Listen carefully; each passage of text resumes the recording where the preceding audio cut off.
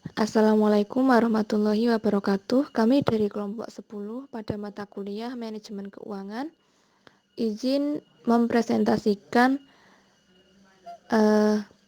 materi pada PowerPoint tentang estimasi biaya penganggaran modal.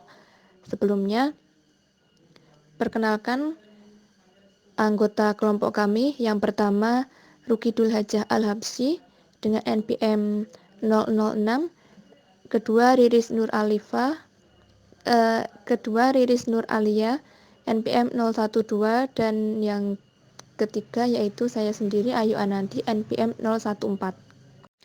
Biaya modal ekuitas atau cost of equity capital merupakan suatu tingkat pengembalian minimum yang harus dihasilkan oleh perusahaan atas penggunaan dana yang diinvestasikan dalam suatu proyek yang berasal dari modal sendiri. Berikut beberapa rumus cara mengukur biaya modal ekuitas. Yang pertama, model penilaian pertumbuhan konstan atau Constant Growth Valuation Model. Kemudian yang kedua, Capital Asset Pricing Model atau CAPM. Yang ketiga, model Olson. Estimasi beta. Beta suatu saham adalah nilai matematis yang mengukur sensitivitas return dari suatu saham terhadap pergerakan return pasar secara umum.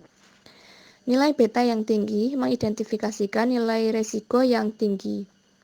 Juga sebaliknya, untuk beta yang rendah mengidentifikasikan tingkat resiko yang rendah.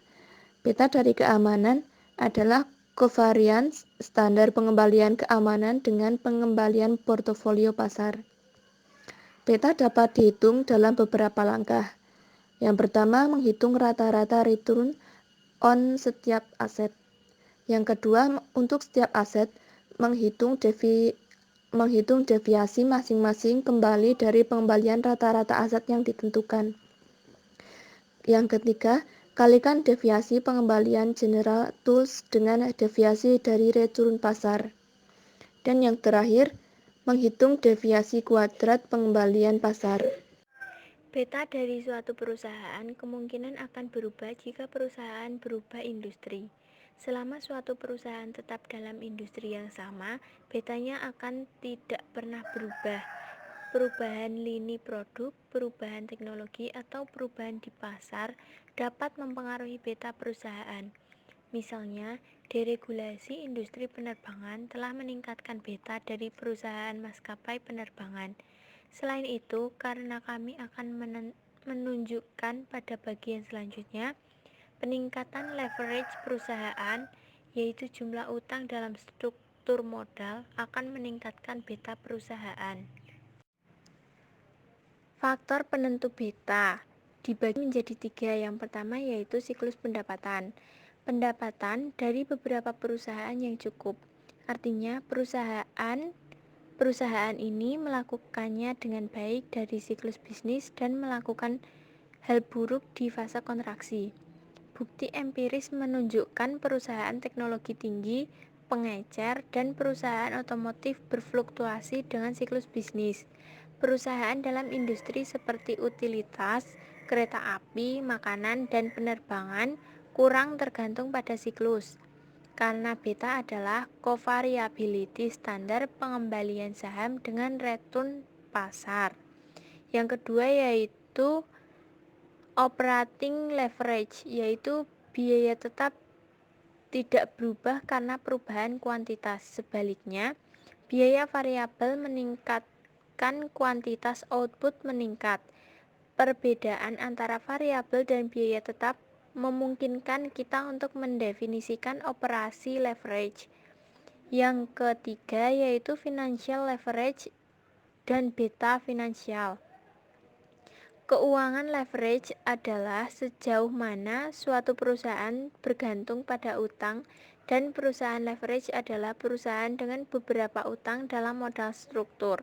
Karena perusahaan harus melakukan pembayaran bunga terlepas dari perusahaan dan penjualan. Perluasan Capital Asset Printing Model. Perluasan Capital Asset Printing Model ialah sebuah model yang menggambarkan hubungan antara risiko dan return yang diharapkan. Model ini digunakan dalam penilaian harga sekuritas. Sewaktu kita memformulasikan capital asset printing model, kita menggunakan serangkaian asumsi untuk penyederhanaan. Memang dari sisi pengembangan model kita tidak perlu terlalu berkukuh pada realistis tidaknya asumsi-asumsi yang dipergunakan.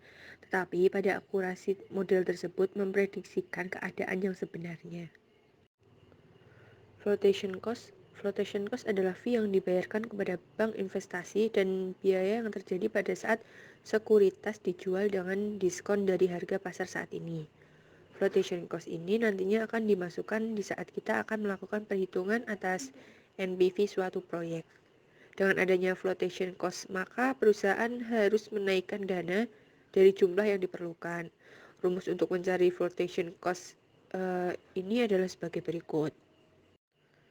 Sekian presentasi dari kelompok kami. Apabila ada banyak kekurangan, kami mohon maaf. Wassalamualaikum warahmatullahi wabarakatuh.